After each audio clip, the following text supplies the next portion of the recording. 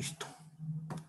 Entonces, vamos a conversar sobre los fundamentos biológicos del PRF, ¿no?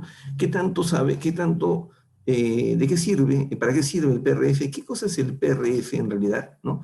Nosotros hemos escuchado unas siglas parecidas, ¿no? Hemos escuchado hablar del PRP, ¿no? Hemos escuchado hablar del plasma rico en plaquetas, hemos escuchado hablar del plasma pobre en plaquetas, que casi no se utiliza recién con el tema de los rellenos,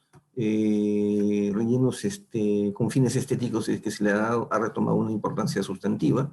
Y también hemos escuchado hablar del PRF, ¿no? Nosotros en inglés, ¿no? No es que leemos al revés, pero las siglas se leen de manera diferente, ¿no? Es decir, el término PRP, ¿sí? Significa plasma rico en plaquetas, ¿no? El término o las siglas PRF significa fibrina rica en plaquetas, es decir, no es plasma rico en fibrina, sino es fibrina rica en plaquetas, ¿no? Y esto ha pasado por una serie de términos a lo largo de la historia, ¿no? Y empiezo por esta imagen porque me parece que es la parte que nos va a permitir entender todo el contenido del curso. Porque vamos a estar escuchando hablar del PRP, del PRF, cuál es primero, cuál es mejor, cuál sirve, cuál no sirve y por qué, ¿no? Estos concentrados plaquetarios, porque es el término genérico que les corresponde, ¿no? Es decir, diferentes procedimientos que tienen como objetivo obtener un concentrado de plaquetas, ¿no? Entendiendo que las plaquetas no son importantes por ser plaquetas para constituir el trombo como parte de la hemostasia, sino que en este caso las plaquetas contienen dentro de su citoplasma una infinidad de factores de crecimiento óseo y de todo tipo, ¿no? De epidérmico, vascular, endotelial, etcétera, ¿no? Entonces, de ahí la importancia de estos concentrados plaquetarios. Históricamente, si queremos clasificar, aunque no existe una clasificación como tal, ¿no? Si queremos clasificarlo por generaciones, ¿no? Podemos decir que la primera generación de concentrados plaquetarios fue evidentemente el plasma rico en plaquetas, ¿no? Después apareció el doctor Joseph Choucroun en el año 2005, ¿no? Joseph Choucroun, francés, y describió un modo más sencillo, ¿no? Más sencillo de obtener estos concentrados plaquetarios. Y lo más importante, no solamente que es más sencillo, que es más económico también, sino que se obtiene una mayor concentración de plaquetas cuando cuando obtenemos nosotros el PRF en comparación con el PRP. Entonces, el PRF en realidad es una generación más nueva, ¿no? De los concentrados plaquetarios. Aquí también, por si acaso, algo similar, haciendo una comparación con los adhesivos, ¿no? El hecho de ser de una generación nueva no significa que sea necesariamente mejor, ¿no? Por si acaso, ¿no? Pero sí hay una evolución histórica. Entonces tenemos que el PRP, o plasma rico en plaquetas, dio paso al PRF, la fibrina rica en plaquetas, ¿no? Y el PRF, como dice aquí, el PRF que apareció inicialmente es el PRF en gel, ¿no? Es decir, la fibrina, ¿no? Y vamos a ver que la fibrina es la consecuencia final de la cascada de la coagulación. Entonces, eso vamos a describirlo después para entender cuál es la diferencia entre uno y otro. Después, una vez que apareció el PRF o la forma de preparar, y otra cosa también importante en el PRF es que tiene resultados previsibles. Hay un solo protocolo para obtener los distintos tipos de PRF, a diferencia del PRP, en donde nunca se pusieron de acuerdo respecto a cuál era el mejor protocolo para poder obtener un plasma rico en plaquetas superior dentro de los diferentes métodos o técnicas para obtenerlo, ¿no? Después apareció también por Choucroun, ¿no? Desarrolló diferentes tipos de PRF. Hablamos del PRFL, el PRFA, el PRFM, y eso vamos a explicar después. Y una de las formas de presentación de este PRF es en forma de líquido, ¿no? Entonces, el objetivo principal para obtener un PRF líquido, ¿no? Que es el que nos interesa, por ejemplo, para la práctica del día de mañana, es obtener un líquido que permita ser introducido en la dermis, o sea, es una aplicación intradérmica para producir un efecto antiarrugas, ¿no? Y hasta ahí estamos hablando que el PRF, como el PRC, los concentrados plaquetarios, tienen la finalidad de obtener una mayor concentración de factores de crecimiento. Luego aparece lo que algunos le llaman la cuarta generación, que no es acá está mal, ¿no? No es PRP, dicen PRP de cuarta generación, pero en realidad es el plasma pobre en plaquetas, pero también el PRP de cuarta generación está bien, el plasma rico en plaquetas de cuarta generación, que se complica, se hace más engorroso que preparar el plasma rico en plaquetas, es más engorroso, para permitir obtener una mayor concentración de plaquetas, pero sin embargo no logra obtener la misma concentración de plaquetas que el PRF. Es decir, el hecho de ser de cuarta generación no lo hace mejor que el de segunda generación, ¿no? Y vamos a ver también que las formas líquidas, ¿no? Las formas menos centrifugadas o con menor cantidad de velocidad de centrifugación, permite obtener no solamente un PRF líquido, sino que tiene mayor cantidad de plaquetas, lo cual lo hace muy valioso para el tratamiento antiarrugas. Entonces, a pesar que el PRP de cuarta generación ha sido introducido en la literatura y en la práctica médica, este PRP de cuarta generación no ha resultado ser ni de cerca mejor que el PRF en ninguna de sus formas, ¿no? Sin embargo, para quienes han practicado durante años o han utilizado durante años el PRP, para ellos sí les parece, pues, evidentemente, y es un mejor producto el tener un PRP de cuarta generación que un PRP de primera generación. Entonces acá se cumple eso de que una mejor generación, una generación más avanzada, más novedosa, no necesariamente es mejor que la anterior. Y luego aparece el plasma gel, ¿no? El plasma gel de quinta generación, ¿no? Que su nombre es un tema comercial, ¿no? En donde se utiliza, no, donde se utiliza no el plasma rico en plaquetas, sino el plasma pobre en plaquetas, ¿no? Que se gelifica, ¿no? Se le pone ese PRP, ese plasma pobre en plaquetas, ese plasma pobre en plaquetas se utiliza para producir un gel que al ser preparado tiene que ser elevado a temperaturas de por lo menos 60 grados centígrados, ¿no? Y esa temperatura las células ya están muertas y por lo tanto este material no cumple con ninguna función médica, ¿no? Sino que se utiliza básicamente como relleno, ¿no? Como relleno inocuo, como una especie de injerto, ¿no? Un injerto del paciente, que tiene sus ventajas, ¿no? Frente al ácido hialurónico, que sería su competencia más próxima. Entonces, este es el panorama general, ¿no? Que tenemos nosotros que saber para podernos ubicar por qué vamos a hablar el día de hoy de PRF, porque vamos a hablar de plasma gel de quinta generación, y en qué medida estos dos tratamientos, o sea, el plasma gel de quinta generación relleno, sinónimo relleno, y el plasma y el PRF en forma líquida, como efecto antiarrugas, resultan ser pues tratamientos estéticos de mucha actualidad, ¿no? Pero comencemos por el principio, en realidad. Yo les he pasado la diapositiva anterior para que nos ubiquemos en el espacio, ¿no? El plasma, ¿no? ¿Qué es el plasma? El plasma es el componente líquido, ¿no? Dentro del cual se encuentran inmersas las células, ¿no? Las células sanguíneas, es decir, los glóbulos rojos, los glóbulos blancos y también las plaquetas, ¿no? Este plasma representa el 55% de todo el volumen sanguíneo, mientras que el 45% está dado por los elementos formes de la sangre, es decir, las células, ¿no? Como parte de la cascada de la coagulación, ¿no? Nosotros vamos a... perdón, se me ha pasado una diapositiva. Como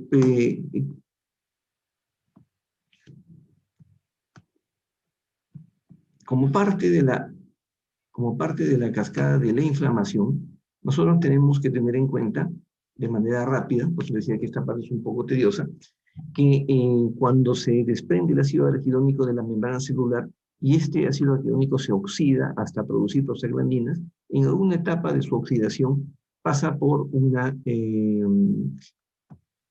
un proceso llamado, una vía, perdón, llamada ciclooxigenasa, conocida como el nombre de COX, ¿no? Y tenemos la COX-1, COX-2 y COX-3. Pues bien, en la COX-1, durante el proceso de la ciclooxigenasa 1, se va a liberar una sustancia llamada tromboxano A2, ¿no? Y este tromboxano A2 va a ser una sustancia química que va a permitir, primero, la vasodilatación y, en segundo lugar, va a permitir que las plaquetas vayan al sitio donde se ha producido la ruptura del vaso, donde se ha producido la hemorragia, ¿no? Ese es como principio general. Y eso da lugar también a que las plaquetas constituyan el trombo, ¿no? De ahí la importancia de la cascada de la inflamación en este proceso, en donde no vamos a ver la cascada de la inflamación como tratamiento antiinflamatorio, ni vamos a ver la cascada de la inflamación como parte del proceso de hemostasia, sino para poder tener en claro de dónde, cuál es la relación que existe entre la cascada de la inflamación como parte de lo que vamos a entender, vamos a estudiar ahora con el PRF. Entonces, las plaquetas son inducidas de una manera quimiotáctica, se produce una quimiotaxis, a partir de la liberación del tromboxano 2, y esta sustancia tromboxano 2 viene de la COX-1, ¿no? Y por otro lado, tenemos a la cascada de la coagulación, esto nos interesa más, en donde tenemos una vía intrínseca, una vía extrínseca, luego viene la vía común a partir de la liberación o producción del factor 10 o factor de Eichmann, ¿no? Y luego viene la vía común de la cascada de la coagulación que termina o que culmina con la producción de fibrina, ¿no? Entonces la fibrina es la proteína que es la consecuencia final de la cascada de la coagulación, ¿no? Entonces la cascada de la coagulación no produce un coágulo, produce fibrina, ¿no? Y la cascada de la inflamación, en este caso particular, uno de los procesos en los que participa es producir el tapón plaquetario, permitir que las plaquetas se adhieran unas a otras. Y cuando las plaquetas se unen a la fibrina, se forma el coágulo. Entonces el coágulo, desde el punto de vista biológico, es la suma, o la suma, la adición de la fibrina sobre el tapón plaquetario. Y ambos van a constituir, son los principales constituyentes del coágulo. Hay otros más en menor cuantía, glóbulos blancos, algunas células muertas, etcétera, ¿no? Pero eso es lo principal. Entonces, cuando hablamos de fibrina rica en plaquetas, pero cuando hablamos de plasma rico en plaquetas, lo que queremos es que de este coágulo, ¿no? Primero se trata de evitar que se forme el coágulo, ¿no? En el PRP. En el PRP se extrae, se centrifuga la muestra, ¿no? Se centrifuga la sangre y se trata que en este caso la fibrina no se produzca. Por eso es que para la producción, para la preparación del PRP, no es parte del curso del PRP, se utiliza como parte del protocolo anticoagulantes, ¿no? Para evitar que se forme la fibrina, porque lo que se quiere obtener primariamente es ese tapón plaquetario, separar esa agregación, ese conjunto de plaquetas, ¿no? En donde va a haber una cantidad de plaquetas más concentradas y otras menos concentradas dentro de un plasma, y en la parte más concentrada de plaquetas se le llama plasma rico en plaquetas, y la parte menos concentrada se le llama plasma pobre en plaquetas. ¿Y de dónde viene? Bueno, todavía no me adelanto esto. Entonces, el objetivo es la parte biológica de la formación del coágulo, es esto. En cambio, cuando nosotros queremos obtener un PRF, lo que queremos es más bien que la fibrina sí se produzca como consecuencia de la cascada de la inflamación, pero que dentro de esa fibrina exista solo la presencia de plaquetas. Es decir, que esa fibrina no termine formando un coágulo, ¿no? Porque quiere decir, a la fibrina no se le unan los glóbulos blancos ni los glóbulos rojos, sino que se le unan principalmente las plaquetas, ¿no? Y mediante algunos procedimientos especiales vamos a obtener una fibrina rica en plaquetas y además una fibrina rica en plaquetas y leucocitos, ¿no? Entonces, de lo que se trata en el PRF es de obtener un concentrado de plaquetas que puede tener o no un concentrado de leucocitos, pero no queremos en absoluto para nada a los glóbulos rojos. Nosotros tenemos esta idea, esta configuración de las plaquetas, que es una célula en forma de disco, ¿no? Un disco aplanado, es lo que nos ha enseñado en la universidad, que tiene unos poros en diferentes partes de su membrana celular, y a través de estos poros o microporos, lo que hace la plaqueta es eliminar todos los gránulos que contiene, ¿no? Dentro de su citoplasma, y que lo que sucede es que cuando una plaqueta se adhiere a otra plaqueta, inmediatamente esta plaqueta libera todo el contenido citoplasmático que contiene la plaqueta, ¿no? De tal manera que se produce la famosa degranulación de la plaqueta, que es lo que nosotros no queremos. Entonces, este es un microscópico en el cual en el lado izquierdo vemos plaquetas con una serie de gránulos dentro de su citoplasma. Y una vez que la plaqueta se ha adherido a otra, se ha producido el proceso de degranulación. Por eso que en el lado derecho vemos una plaqueta que ya no tiene contenido, ¿no? Y que tiene como contenido factores de crecimiento. Entonces lo que queremos nosotros es, o lo que queremos clínicamente es, obtener un concentrado de plaquetas, pero que esos factores de crecimiento no se escapen, no se vayan, ¿no? De ahí que cuando obtenemos un PRF, lo que vamos a obtener es una fibrina que tenga una alta concentración de plaquetas que todavía no se han degranulado, porque lo que nos interesa de la plaqueta no es la plaqueta por sí misma, lo que nos interesa es lo que contiene la plaqueta.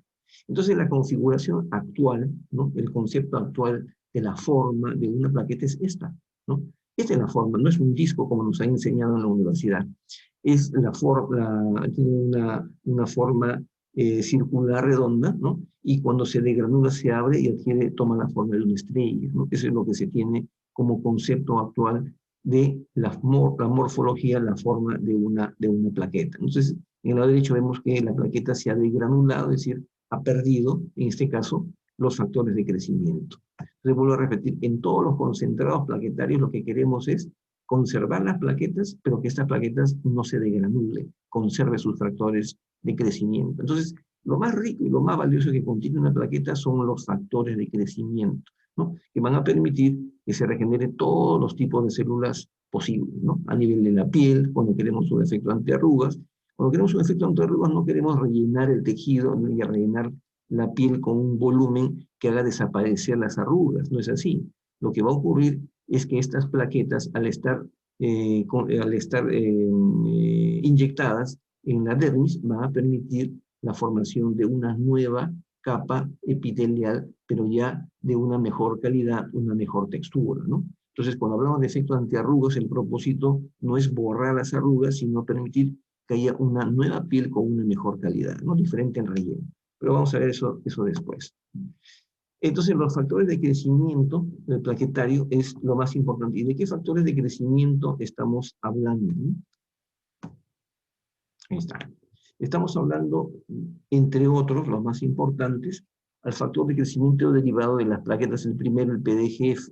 El PDGF es el más importante, todos son importantes, pero es muy importante porque constituye la primera etapa en la evolución del coágulo. El coágulo se va a convertir después en hueso, el coágulo se va a convertir en el tejido epitelial, en cualquier tejido, todo a partir del coágulo.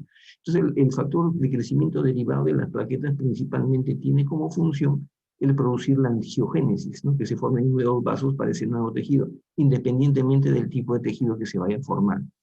Y también, bueno, y luego tenemos el factor de crecimiento de transformación beta, ya conocido como TGF-beta, que participa en todas las etapas de formación del nuevo tejido, desde la estimulación quimiotáctica para que a la zona de la herida acudan, en este caso, las células mesenquimales o células madre, y que también durante el proceso de crecimiento de cualquier tejido, estas células madre se conviertan en el nuevo tejido que nosotros necesitamos, ¿no? Es decir, no se trata de que la célula madre se convierta en cualquier cosa porque se le ocurre, se convierte en el tejido o la célula que necesita ese organismo por estimulación del factor de crecimiento de transformación beta, uno de los factores, ¿no? Después también contiene una alta concentración de factor de crecimiento epidérmico que permite la formación de epitelio. Esto es muy importante cuando queremos utilizar el PRF, por ejemplo, como tratamiento antiarrugas, ¿no? Luego tenemos el factor de crecimiento endotelial vascular para permitir una mejor vascularización del tejido, ¿no? ¿Para qué? Para que en este caso el tejido celular subcutáneo, ¿no? Y la dermis, no la epidermis, sino la dermis, permita tener una mejor regeneración, ¿no? El otro factor de crecimiento fibroblástico ya tiene parte en otros procesos de formación de otros tejidos, ¿no? Y el factor de crecimiento similar, ¿no? A la insulina, ¿no?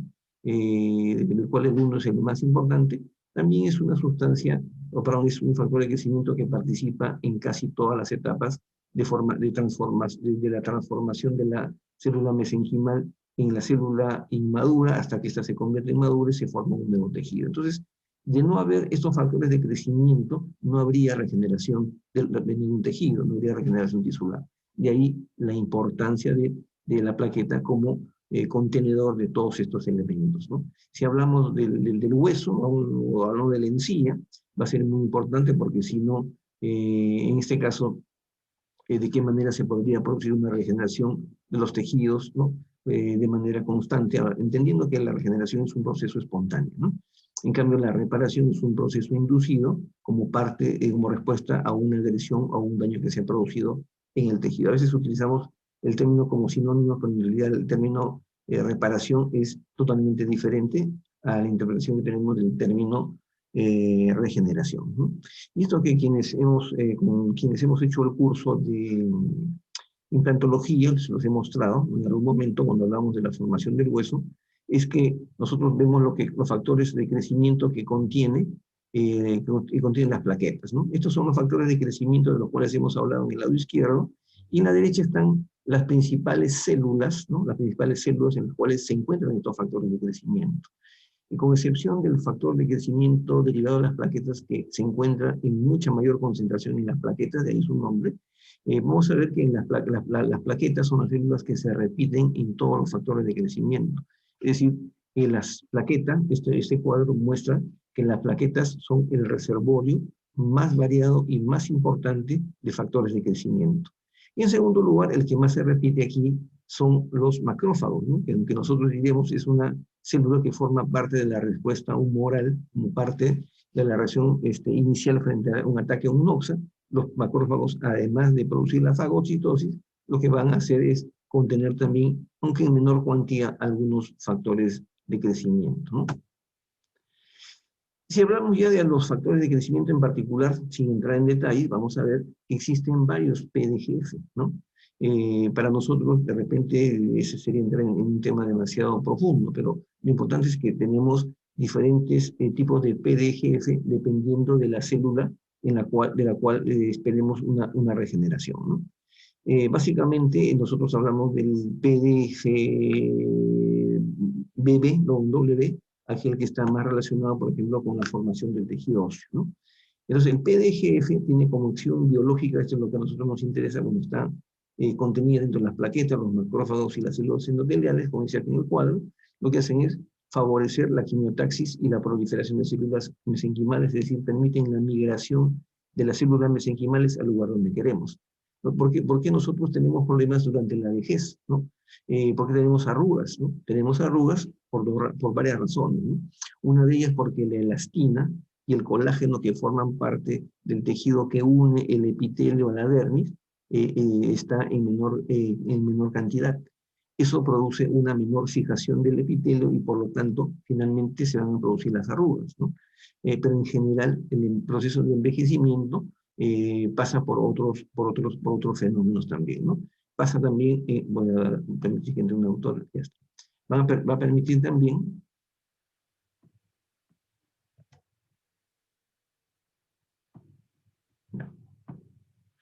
va a permitir también que se produzca en este caso la formación de colágeno tipo 1, que es un elemento fundamental para, por ejemplo, para la formación de vasos sanguíneos, ¿no? Entonces, el PDG, el factor de crecimiento derivado de las plaquetas, es muy importante en las primeras etapas de la regeneración de los tejidos, ¿no?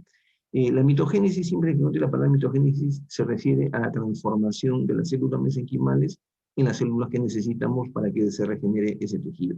Originalmente, los concentrados plaquetarios fueron utilizados para el tratamiento de dolores articulares, problemas degenerativos en las articulaciones, ¿no? Debido a esa propiedad, ¿no? Y después ya se comenzó a utilizar en otras zonas como para permitir el crecimiento del cabello, a quienes nos falta el cabello, y después ya se ha ido generalizando hasta llegar al uso de concentrados plaquetarios con fines estéticos, ¿no? El factor de crecimiento de transformación beta, tenemos el beta 1 y el beta 2, pero en general el factor de crecimiento de transformación beta es un autorregulador de la cascada de la inflamación, muy pocos lo conocen, pero si lo vemos desde la perspectiva del crecimiento, vamos a darnos cuenta que forma parte de la mayoría de etapas de crecimiento de la regeneración de un tejido, ¿no? Es decir, la transformación del coágulo para la llegada de las células mesenquimales, para que estas células mesenquimales se conviertan en la célula que se necesita finalmente, y dependiendo del tipo de célula, si es una célula ósea, para que se produzca la maduración de esta célula de preosteoblasto a osteoblasto, ¿no? Igual sucede con el caso de los macrófagos para que pase de un macrófago inmaduro a un macrófago maduro, ¿no? Que es un proceso que se llama histodiferenciación, ¿no? En el caso del factor de crecimiento fibroblástico, básicamente su función está orientada a la formación de tejido fibroso que en algunas zonas es un tejido predecesor de otras células, como el caso, por ejemplo, de las células musculares, ¿no? Como también del propio tejido fibroso. El factor de crecimiento fibroblástico, ¿no? Tiene como elemento fundamental la proliferación y diferenciación de los osteoblastos. Diferenciación es, como decía hace un rato, algunas células sufren de un proceso de transformación desde una forma inmadura a una forma madura, en la cual la forma inmadura y la forma madura tienen algunas diferencias en cuanto a la forma de la célula. Eso se llama histodiferenciación. Y desafortunadamente una célula inmadura no va a tener las mismas propiedades o las mismas cualidades que una célula madura, ¿no? Por ejemplo, un macrófago inmaduro no va a tener la misma capacidad fagocitaria o de fagocitosis que una célula madura, ¿no? Entonces, como acción biológica en general, ¿no? Como acción biológica, forma parte de la proliferación de fibroblastos, ¿no? Y la formación de fibronectina también, como se me ha pasado a la diapositiva. La fibronectina es un adhesivo natural, permite que las células se adhieran unas a otras, ¿no? Por ejemplo, la plaqueta se adhiere a otra plaqueta no porque porque se le dé el gusto de pegarse, ¿no? De adherirse a otra. Tiene que haber ese pegamento, ese adhesivo natural que se llama fibronectina, ¿no? De ahí el factor de crecimiento fibroblástico es muy importante para la formación de este tejido. Después tenemos el factor de crecimiento insulínico, o llamado también factor de crecimiento similar a la insulina, ¿no? Su nombre no tiene nada que ver con insulina, sino que el nombre se debe a que su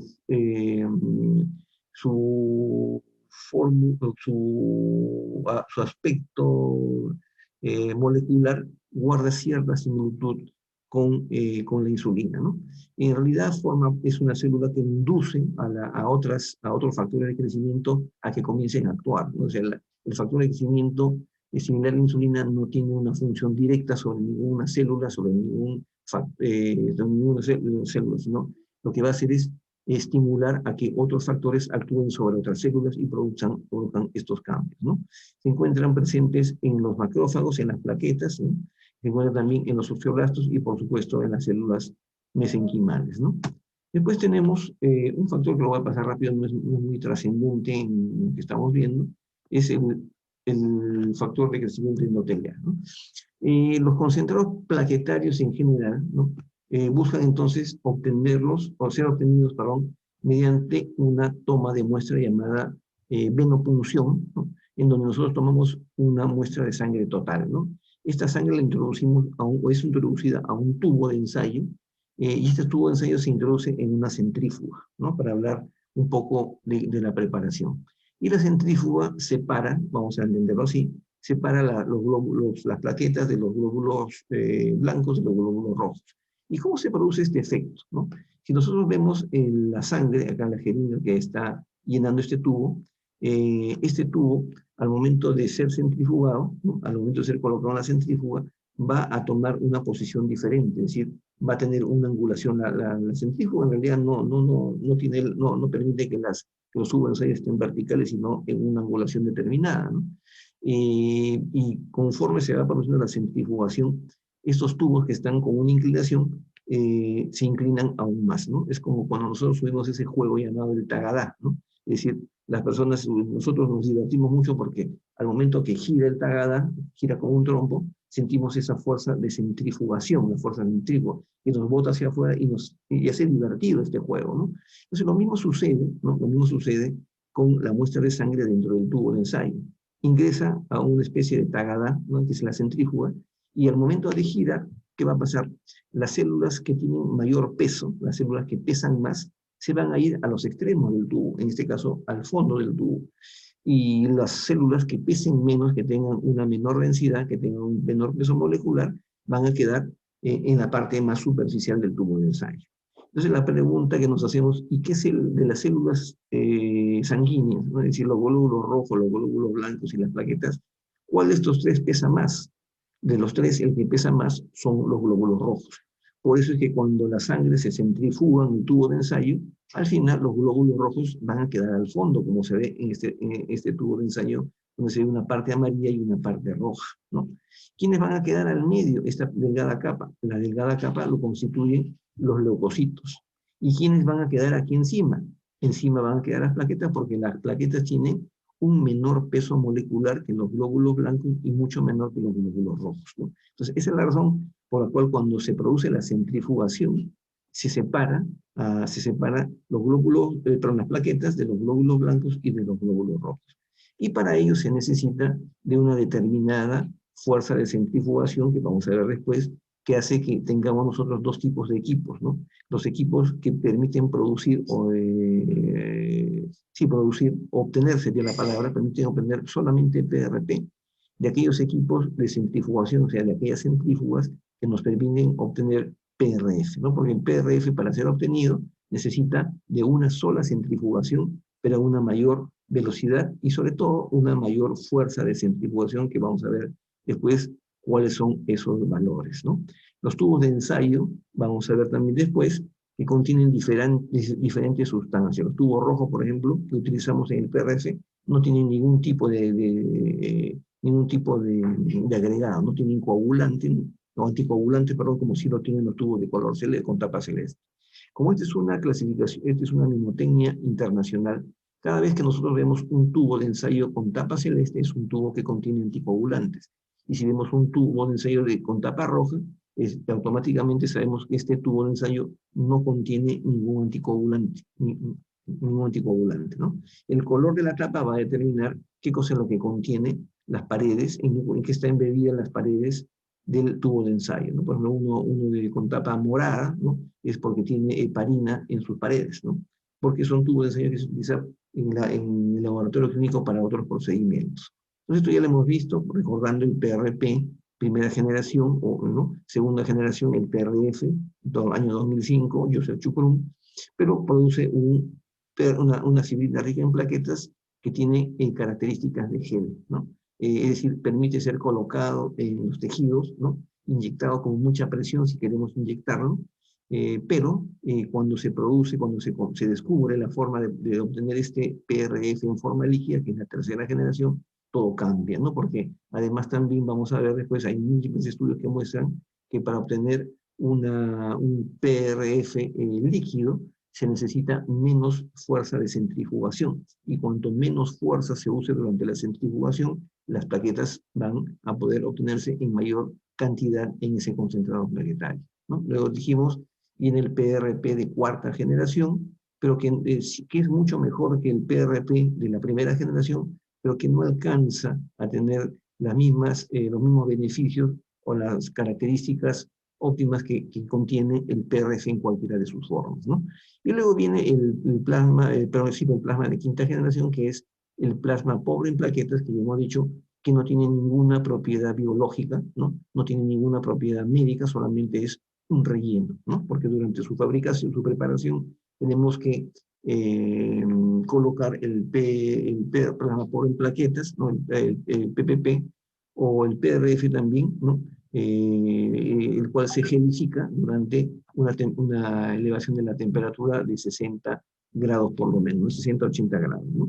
Entonces, el uso del gel plaquetario y es un tema hartamente discutido desde hace muchísimos años, ¿no?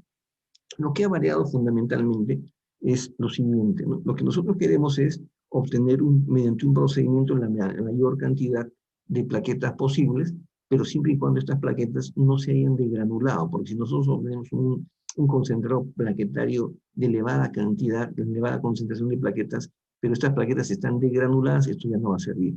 Entonces, el PRF tiene como característica fundamental lo siguiente, que la fibrina que se obtiene, es decir, se llega a producir la cascada de la coagulación, ¿no? Con la obtención de la fibrina, pero esta fibrina va a contener, ¿no? Va a ser un estabilizador de las plaquetas, va a impedir que las plaquetas se degranulen.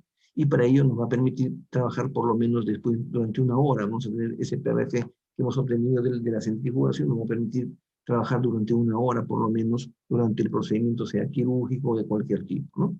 Entonces, todos estos concentrados plaquetarios ya están definidos, ¿no? Existen formas que contienen leucocitos, y el avance de la obtención del PRF con leucocitos es porque la capa leucocitaria le da al PRF una característica adicional, el tener propiedades antimicrobianas, cosa que no lo tiene en absoluto, en este caso, el PRP, ¿no? Si vamos a aplicarlo, por ejemplo, en heridas abiertas, en el hueso, no sé, en periodonce, etcétera, ¿no? En endodoncia también, ¿no? Los tratamientos originales fueron para tratamientos articulares y después ya la cosa ha ido evolucionando. Entonces, no tenemos en realidad una clasificación por generaciones de los concentrados plaquetarios. Es más, algunos investigadores, ¿no? Más Leonel Álvarez, por ejemplo, en Brasil, ha hecho un esfuerzo por hacer una clasificación, pero en realidad él no llega al punto de hablar de primera, segunda, tercera, cuarta y quinta generación, sino que son en realidad clasificaciones que son obtenidas eh, por un interés, digamos, médico y clínico de poder diferenciar o distinguir, perdón, si un PRP de primera, segunda, tercera, cuarta y quinta generación es mejor que el otro. En realidad, de lo que se trata es que los diferentes concentrados plaquetarios de las diferentes generaciones tienen más bien un propósito determinado, ¿no? El hecho de ser de quinta o de cuarta o tercera no desmerece a la generación anterior. Entonces, originalmente, vamos a darle paso a Robbie, originalmente el PRP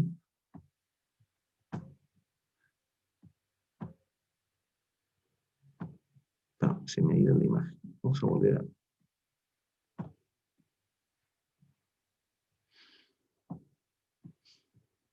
Ahí.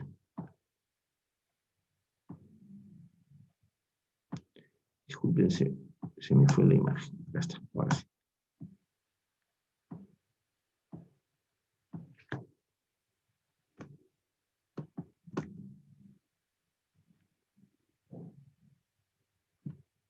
Aquí nos hemos quedado. Acá está. Disculpen el improntus. Entonces, el PRP puro, que le llaman aquí en esta clasificación, no es más que el plasma rico en plaquetas. Después viene el plasma rico en plaquetas con leucocitos, ¿no? Pero son sistemas pobres en leucocitos y en realidad recién hemos... Hola, Robert, ¿cómo estás? A partir de Chukun que se obtiene el PRF, luego viene el PRFL. El PRL, la letra L significa que tiene también un concentrado de una capa de leucocitos, ¿no? Y después hay el PRCA, el PRCM, etcétera, ¿no? Hay diferentes tipos de PRS. Si nosotros tenemos como en consideración el concentrado plaquetario, si comparamos la cantidad de plaquetas, el porcentaje de plaquetas que existe en un coágulo normal, aquí vemos que contiene aproximadamente, las plaquetas corresponden a un 4% del volumen del coágulo total, ¿no? En el PRP la concentración es del 95%, en el PRF sobrepasa el 97%. Y este nombre de Anitu, el profesor Anitu, es quien describió pues, uno de los protocolos más utilizados para la obtención de PRP, ¿no? Entonces, lo importante aquí de este cuadro es que nos muestra que los concentrados plaquetarios en realidad son muy importantes porque nos permiten obtener productos con una alta concentración de plaquetas, ¿no? Las plaquetas, como para recordar, se originan de los megacariocitos y son células que tienen un tiempo de vida entre 9 a 11 días, ¿no? Y después de ese tiempo son reemplazados por nuevas plaquetas, por plaquetas más jóvenes, ¿no? En el caso del PRP, ¿no? Acá nos vamos a detener unos minutos. En el caso del PRP, les explico. Primero tenemos que tomar la muestra. Esto se le llama extracción. Se la toma la muestra, la venopunción. Una vez que obtenemos la muestra y lo colocamos en un tubo de ensayo, hay diferentes procedimientos para eso, se coloca dentro de la centrífuga y se produce la segunda etapa, que se le llama la centrifugación. Una vez que se ha centrifugado, estamos hablando del PRP, se obtiene un frasco con estas características, ¿no? En principio el tubo con tapa de color celeste significa que contiene anticoagulante.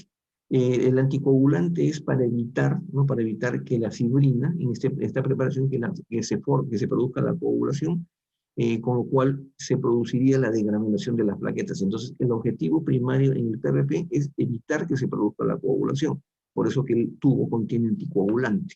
Y después de la centrifugación se va a obtener una capa de eritrocitos, glóbulos rojos, y dijimos, porque los glóbulos rojos pesan más, una capa de leucocitos que es muy tenue, que es, es difícil de obtener en PRP, y luego viene una capa delgada que se llama plasma rico en plaquetas, y finalmente la parte más superior, que es el plasma pobre en plaquetas. Entonces, para obtener, para continuar, para obtener el PRP, repito, primero se extrae la sangre, luego se centrifuga, y luego que se centrifuga, se introduce una jeringa para aspirar la capa intermedia que se llama el plasma rico en plaquetas. Eso se llama la etapa de separación. Una vez que hemos separado una jeringa de 5 centímetros o de 3 centímetros cúbicos, hemos separado ese plasma rico en plaquetas, lo introducimos a otro tubo de ensayo, ¿no? En este caso un tubo rojo, al cual se le añade algunas gotas de coagulante, ¿no? Es decir, para inducir a la coagulación de este concentrado plaquetario, y luego recién viene la etapa de la aplicación, es decir, lo vamos a aplicar en el hueso, en la herida, lo vamos a inyectar, qué sé yo, ¿no? Entonces son 5 etapas claras en las cuales que nos sirven para preparar el PRP, ¿no? Pero resulta pues que nosotros somos muy buenos odontólogos, pero somos malos laboratoristas. Entonces, un pequeño error en alguna de las etapas previas va a producir, va a hacer de que no podamos obtener el PRP, ¿no? De ahí que si no tenemos experiencia y no tomamos la cantidad suficiente o adecuada ¿cómo se llama?, de PRP de este tubo y aspiramos el coágulo, entonces no vamos a obtener el material que queremos, ¿no? Si de pronto cuando aspiramos y lo pasamos al siguiente coágulo se contamina en el ambiente o no le agregamos la cantidad exacta de gotas de coagulante en el segundo frasco, también se va a alterar el resultado final. Entonces, es un proceso, no diría difícil, pero es más engorroso. El pasar por 2 tubos, por lo menos, ¿no? Hace de que el procedimiento sea un poco más caro. Y hay 2 técnicas, una técnica de un centrifugado y de doble centrifugado, lo cual haría más complicado este procedimiento, ¿no? De hecho, el plasma de 4ª generación es más complicado que todo este procedimiento, porque una vez que se obtiene el PRF, este PRP, perdón, este es introducido a una temperatura de 40 grados durante 40 minutos para obtener el plasma rico en plaquetas, ¿no? Sea una concentración mucho mayor de plaquetas. Entonces hace que este procedimiento sea un poco complicado. Y el otro problema es que no existe un solo protocolo, ¿no? Es decir, yo le digo, usen este protocolo que aparece acá a la derecha. También eso lo dijo Anitúa, pero existen varios protocolos que también están descritos en la literatura, entonces no existe un consenso unánime de cuál sea realmente el mejor proceso que sea universal, ¿no? En el caso del PRF, este ya no es PRP, este es PRF, el proceso es diferente, ¿no? En el PRF tomamos también la muestra, extraemos la sangre, fase de extracción, luego directamente lo colocamos en un tubo, en este caso un tubo de tapa roja que no contenga ningún anticoagulante, perdón, y de frente lo centrifugamos, ¿no? Es decir, pasa de frente a la fase de centrifugación. En la fase, ya no hay fase de separación, ¿no? Ya no se habrá de tener que cambiar esta diapositiva, sino que de frente obtenemos el material para que sea aplicado. Entonces son menos pasos, por lo tanto menos errores posibles, y con una sola centrifugación se obtiene el resultado. Entonces alguien me dirá, doctor, ¿y por qué hacemos, cuál es el capricho de hacer tantas centrifugaciones y por qué durante la centrifugación se obtiene en un caso PRF y en otro caso PRP? Es algo que yo tampoco entendí hace muchos años, ¿no? Y es que la clave de todo esto está en la centrífuga. La centrífuga tiene que tener 3 elementos, tiene que tener 3 características si se van a comprar su centrífuga. La primera característica es que ustedes puedan regular el número de revoluciones por minuto a los cuales se va a producir la centrifugación. Número 1. Número 2, esta centrífuga tiene que tiene que permitirles graduar el tiempo, es decir, tiene que tener un cronómetro. Ustedes pueden utilizar los 5 minutos, 7 minutos, 12 minutos, que se yo, de acuerdo al protocolo para obtener el determinado tipo de PRS. Y la tercera condición es la más importante. La tercera condición es que la centrífuga tenga por lo menos 3 ¿cómo se llama? Una fuerza de centrifugación de por lo menos 3 CRF durante la máxima centrifugación. ¿Qué significa esto? Que la velocidad sea, la fuerza de centrifugación sea de tal magnitud, de tal fuerza, que separe en pocos minutos, ¿no? Que en pocos minutos separe literalmente los tres tipos de elementos formes de la sangre, ¿no? Lo cual no se produce, no se puede obtener con una centrífuga que no tenga, valga la redundancia, esa fuerza de centrifugación. Le digo que cuando ustedes van a comprar Emancipación, por ejemplo, o en un lugar o en internet, es decir, compran su centrífuga, y van a encontrar una centrífuga que le cuesta 200 soles, que le cuesta 300 soles, ¿no? Y de pronto una centrífuga para PRF, no, que no es para PRF, sino es una centrífuga que tiene mayor fuerza de centrifugación, va a costar 1000 soles, 1100 soles o hasta 1200 soles, ¿no?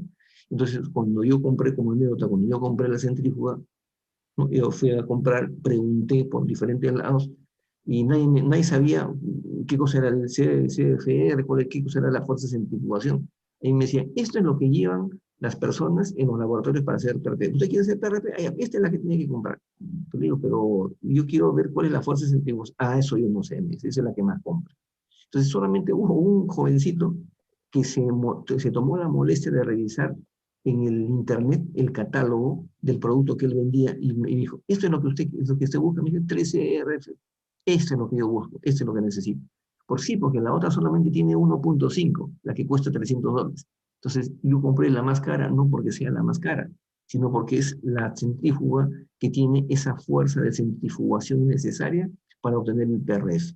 Si yo compro la centrífuga de 200 soles o de 300 soles, no voy a poder preparar el PRF, ¿ya? Solamente voy a preparar el PRP y yo ya no quiero saber nada del PRP. Es muy engorroso, ¿no? Es muy laborioso, ¿no? Es más caro y la verdad que en este momento, en esta vía, lo que menos queremos es complicarnos la vida, ¿ya? Entonces, y para bien, para suerte, la obtención de PRF ya está protocolizado. El doctor Chukwu ha protocolizado esto de tal manera que existe para cada tipo de PRF un tiempo de una velocidad de centrifugación y un tiempo en minutos determinado, ¿no? Pero utilizando una centrífuga que tenga, como repito, 3 CRF de fuerza de centrifugación durante la máxima centrifugación posible de esa centrífuga.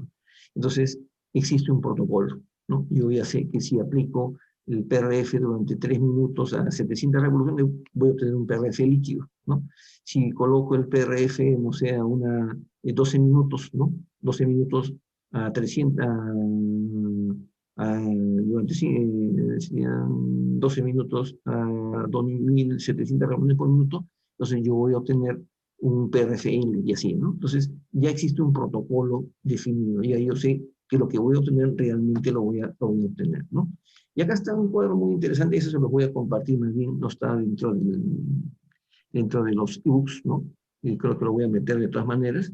Es un artículo interesante del año 2016 que sintetiza la diferencia entre el PRP y el PRFL, ¿no? El PRFL es el PRF en forma de gel, que contiene también propiedades antimicrobianas. La concentración de factores de crecimiento es mucho mayor con el PRF que con el PRP. Vamos a apagar el micrófono. Ahí está, perfecto.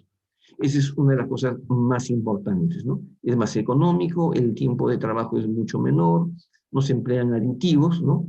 Está mejor protocolizado y también en términos generales contiene, que es lo más importante, contiene una mayor concentración de plaquetas por centímetro cúbico, ¿no? Eso es muy importante. Entonces, definitivamente el PRF ha superado largamente el PRP, ¿no? Quizás los doctores que utilizan PRP es porque tienen muchos años de práctica y se han acostumbrado a ese procedimiento y está muy bien, ¿no? Si les va bien con eso, que lo sigan haciendo. Pero si quieren obtener un PRP que se acerque siquiera en alguna medida al PRF, tendrían que obtener un PRF de cuarta generación, tendrían que hacer, aparte de la centrifugación, un calentamiento de esta sustancia a 40 grados durante 40 minutos para obtener una mayor concentración de plaquetas, es decir, un concentrado plaquetario de mejor calidad, ¿no? Bueno, este es el Leonel Álvarez de Oliveira, eso es un referente de los concentrados plaquetarios en Brasil, ¿no? Como anécdota, bueno, ya van a ser 2 años, en el mes de agosto de uno, en el acá está creo el año 2018, 19, creo que es este, sí, 2019, fui a Brasil, a Sao Paulo, es un congreso de implantología, ¿no? Un congreso más importante de implantología en Brasil. Y como era mediodía, yo me fui solo sin la familia, ¿no? Ya no tenía nada que hacer al mediodía. Antes de irme a almorzar, dije, voy a escuchar alguna charlita por ahí, ¿no? Y hay una charla donde habían 15 personas, ¿no? Y entonces me metí a esa charla, ¿no? Y lo que encontré realmente fue algo mundial, ¿no? Nunca había escuchado en mi vida una conferencia tan larga, tan amplia y con tanta información científica en mi vida sobre PRF, ¿no? Y es que el doctor Leonel Álvarez de Oliveira es uno de los referentes, es uno de los que ha logrado en Brasil que el PRF sea considerado, la nutrición PRF sea un tratamiento considerado exclusivamente por los dentistas, ¿no? Es decir, que la ley permite que los dentistas tomen la muestra, hagan la venopunción, porque tengan en cuenta que el brazo, el antebrazo en el cual tomamos nosotros la muestra, ya no es la boca, entonces ya está fuera de la competencia del odontólogo. Por lo tanto, en Brasil han logrado que la venopunción sea considerada también como parte de las competencias del cirujano dentista, ¿no? Esto ya lo hemos visto. Son algunas diapositivas que me parecen importantes de esta conferencia, ¿no? Entonces él habla, hace una pregunta que si es PRF o PRFL. En realidad el PRFL es superior al PRF original, descrito también por el mismo Chukrum, ¿no? En realidad también hay una centrífuga del doctor Chukrum que la pueden comprar a través del internet, ¿no? Solo que esta centrífuga tiene una botonera donde dice quiero obtener PRFL, apretan el botón, no, yo quiero PRF, apretan el botón, entonces ya está protocolizado el número de revoluciones y el tiempo en minutos, ¿no? Para cada tipo de PRF, solo que esa centrífuga cuesta entre 4.500 y $5.000 porque dice que es avalada o respaldada por el doctor Chukrum, ¿no? Entonces yo todavía no tengo ese dinero, no puedo darme el gusto de tener esa centrífuga. Entonces, un poco que el doctor Alves hacía referencia, ¿no? Que el Consejo Federal de Odontología, que es un ente federal en Brasil, que está por encima, ¿no? Que viene a ser el Ministerio de Salud, pero a nivel federal, Brasil es un país federal, que permite que a nivel de todo el país, ¿no? A nivel de todo el país, los odontólogos puedan realizar agregados plaquetarios, como le llaman allá, ¿no? Agregados plaquetarios a odontólogos, y le autorice a los odontólogos, como dice acá, permitir la autorización para que los odontólogos realicen la venopunción y obtengan exclusivamente, ¿no? Para la obtención de agregados plaquetarios, ¿no? Entonces, eso ya es un avance, es un logro. Aquí en el Perú todavía estamos en un limbo en realidad, ¿no? En el artículo final quiero mostrarles, ¿no? Es un poco la historia del PRFL, que fue el primer PRF que apareció, luego apareció el PRFA, que es el PRFA líquido, el PRFAI, que es el PRF líquido también, pero con mayor concentración de plaquetas, y cada uno de ellos está protocolizado, como vamos a ver en una de las diapositivas posteriores. Entonces, todo este proceso tan engorroso que venía con el PRP ha sido realmente superado por el PRF, ¿no? Y en estos tiempos hablar de PRP es hablar un poco de un procedimiento que ya es válido, es útil, pero que desafortunadamente ya se quedó en el tiempo, ¿no? Hay una presentación, ¿no? Hay una forma de preparar el PRF, ¿no? Con partículas de hueso. Creo que en el grupo hay varios autores que hacen implantología, y también en especial en periodoncia. Hay una presentación que se llama el sticky bone, ¿no? El sticky bone, acá está, ya había pasado muy rápido. El sticky bone no es otra cosa más que la mezcla del PRF líquido, el PRFI o el PRFA. El PRFI en este caso es una muestra de PRFI con partículas de hueso, ¿no? El injerto de hueso bovino o polo o lo que sea, ¿no? Y eso permite que después de algunos minutos la fibrina se estabilice y produzca una especie de alfombra, ¿no? O de filete, porque la palabra sticky significa filete, es un filete de hueso, pero no es un filete de hueso, en realidad es una alfombrilla del gel de PRF con partículas de hueso, ¿no? Que es muy útil en la práctica odontológica. Eso como referencia. Bueno, Uno de los tantos estudios, ¿no?, que existen en la literatura es este de Leonel Álvarez, pero existen otros trabajos de investigación también. ¿Qué cosa es lo que hizo Leonel Álvarez como otros profesionales dedicados? Está mostrando un PRF con un bajo número de revoluciones por minuto, ¿no? Lo que demuestra este trabajo de investigación es, bueno, no son plaquetas, sino son factores de crecimiento, que existe mayor concentración de factores de crecimiento cuando el PRF es obtenido con una menor velocidad de centrifugación. Es decir, que cuanto menos revoluciones por minutos utilicemos para obtener el PRF, este va a contener mayor cantidad de factores de crecimiento. Entonces, ¿cuándo utilizamos una baja centrifugación y cuándo utilizamos una alta centrifugación? Ese es parte del protocolo.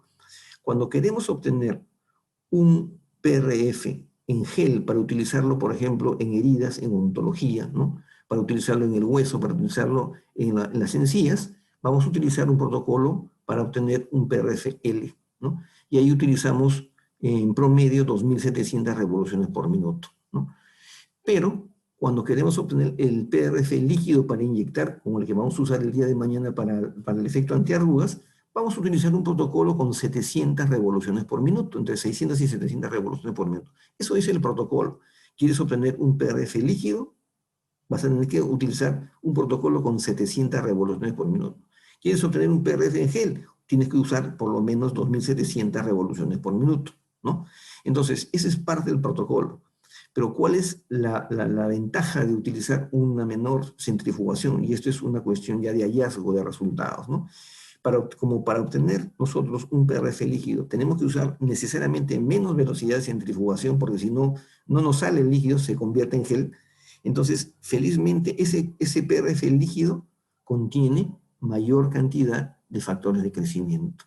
De ahí que si comparamos la cantidad de factores de crecimiento en la concentración de plaquetas en un PRF en gel, este va a tener menos concentración de plaquetas y menos concentración de factores de crecimiento que el PRF líquido que vamos a inyectar, ¿ya? Entonces, cuando inyectamos en la piel, estamos introduciendo un PRF con una alta concentración de plaquetas, ¿no? Esta es una invitación ya para la próxima semana, ¿no? Ya estamos empezando otros cursos también. El próximo viernes estamos empezando el curso de implantología básica, que ya estos ya son cursos presenciales, ¿no?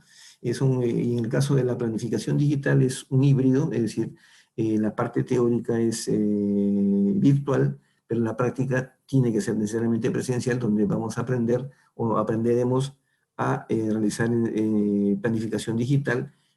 Gracias, doctor. No vemos, Lucy. Hola.